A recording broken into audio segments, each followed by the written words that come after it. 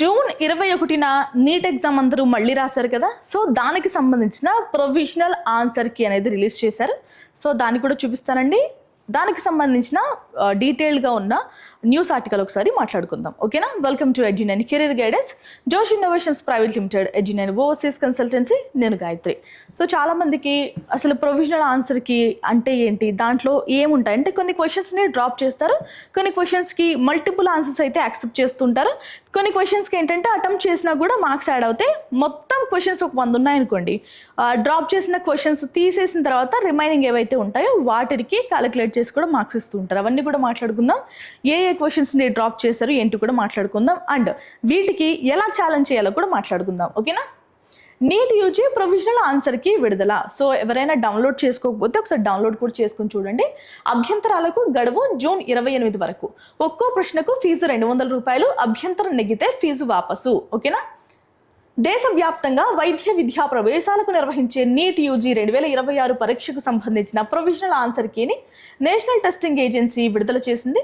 June 21న జరిగిన రీ ఎగ్జామినేషన్కు సంబంధించిన 4 సెట్ల ప్రశ్నాపత్రాలు, ప్రొవిజనల్ ఆన్సర్ కీలను అధికారిక వెబ్సైట్లో అందుబాటులో ఉంచింది. అభ్యర్థులు తమ సమాధానాలను సరిచూసుకుని మార్కులపై ప్రాథమిక అంచనా వేసుకునే అవకాశం లభించింది. ఇక అభ్యంతరాల స్వీకరణ మూల్యాంకనానికి ముందే ఉంటుందండి. ఓకేనా?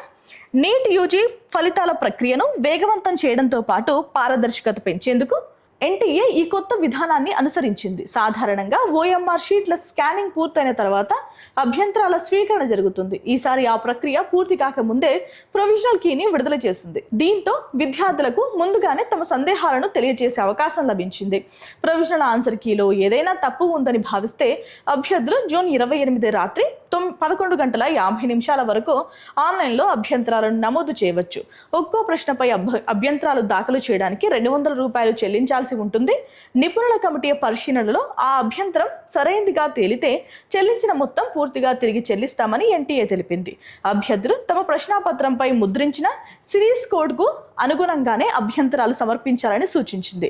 ఒక ప్రశ్నపై చేసిన అభ్యంతరం సమర్థత పొందితే ఆ సవరణ అన్ని సెట్ల అభ్యర్థులకు సమానంగా వర్తిస్తుందని పేర్కొంది. అందువల్ల అదే ప్రశ్నపై వేర్వేరు సిరీస్ కోడ్ల కింద మళ్లీ అభ్యంతరాలు నమోదు చేయాల్సిన అవసరం లేదని స్పష్టం చేసింది. ఇక కీకి ఆధారంగా మూల్యాంకనం. ఫైనల్ కీకి ఆధారంగా మూల్యాంకనం. అభ్యంతరాల పరిశీలన అనంతరం తుది ఆన్సర్ కీని విడుదల చేస్తారు. ఆ ఫైనల్ కీ ఆధారంగానే ఓఎంఆర్ షీట్ల మూల్యాంకనం చేపట్టి ఫలితాలను ప్రకటించనున్నారు. వ్యక్తిగతంగా అభ్యంతరాలపై తీసుకున్న నిర్ణయాలను తెలియచేయబోమని, తుది ఆన్సర్ కీనే నిర్ణయాత్మకమని ఎన్టీఏ వెల్లడించింది. అలాగే ఓఎంఆర్ స్కానింగ్ పూర్తయిన తర్వాత అభ్యర్థులకు వారి స్కాన్ చేసిన రెస్పాన్స్ షీట్లను పరిశీలించే అవకాశం కూడా కల్పించబోతున్నట్లు తెలిపింది. దీంతో ఫలితాల ప్రక్రియ మరింత ట్రాన్స్పరెన్సీగా ఉంటుందని ఎన్టీఏ తెలపడం అయితే జరిగిందండి. సో మనకి ఏవైతే ప్రొవిజనల్ ఆన్సర్ కీ రిలీజ్ చేస్తారో దాంట్లో ఆన్సర్స్ ఉంటాయి కదా, వాటిపైన మీకు ఏదైనా అభ్యంతరం ఉంటే మీరు ఛాలెంజ్ చేయొచ్చు. ఒక్కొక్క ఛాలెంజ్కి 200 రూపాయలు అయితే ఛార్జ్ చేస్తారు. మీకు ఎన్ని క్వశ్చన్స్ అయితే డౌట్ ఉంటాయో అన్ని ఛాలెంజెస్ అయితే చేయొచ్చండి. అన్ని 200 రూపాయలు అయితే పే చేయాలి. ఓకేనా?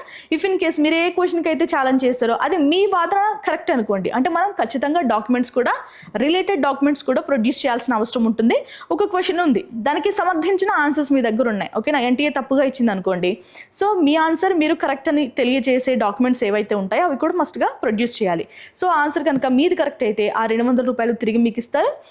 ఇంకా ఓఎంఆర్ షీట్లో కూడా ఓఎంఆర్ షీట్స్ ఏంటంటే మనకి గతంలో ఓఎంఆర్ షీట్స్ ఇచ్చేసిన తర్వాత ఛాలెంజ్కి అవకాశం ఇచ్చేవారు. బట్ ఇప్పుడు అలా కాదు.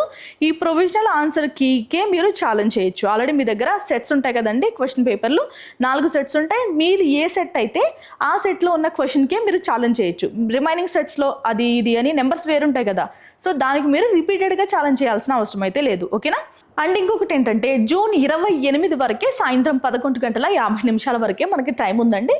సో మీకు మీ ప్రొవిజనల్ కీలో ఏదైనా అభ్యంతరం కనుక మీరు ఐడెంటిఫై చేస్తే ఒకసారి క్రాస్ వెరిఫికేషన్ చేసుకోండి, తర్వాత ఛాలెంజ్ చేయండి. ఓకేనా? ఇప్పుడు మనకి ఓఎంఆర్ షీట్స్ ఇంతకు ముందు రిలీజ్ చేసేవారు కదా, దాంట్లో మనం అభ్యంతరాలు ఉంటే తెలియజేసేవాళ్ళం. బట్ ఇప్పుడు ఏంటంటే ప్రొవిజనల్కి ముందే వచ్చింది కాబట్టి మీకు క్లారిటీ వచ్చే అవకాశం ఉంటుంది. ఓకేనా? తర్వాత ఎన్ని మార్క్స్ వస్తాయి ఏంటి అనేది, చేంజెస్ ఉంటాయో ఉండవా అనేది కూడా మీకు ఇప్పుడే క్లారిటీ వచ్చే అవకాశం ఉంటుంది. ఎవరికైనా ఛాలెంజెస్ ఉంటే కనుక జూన్ 28 లోపు ట్రై చేయండి. ఓకేనా? ఇది వాళ్ళ న్యూస్. మరొక వార్తతో మళ్ళీ కలుద్దాం. నమస్తే.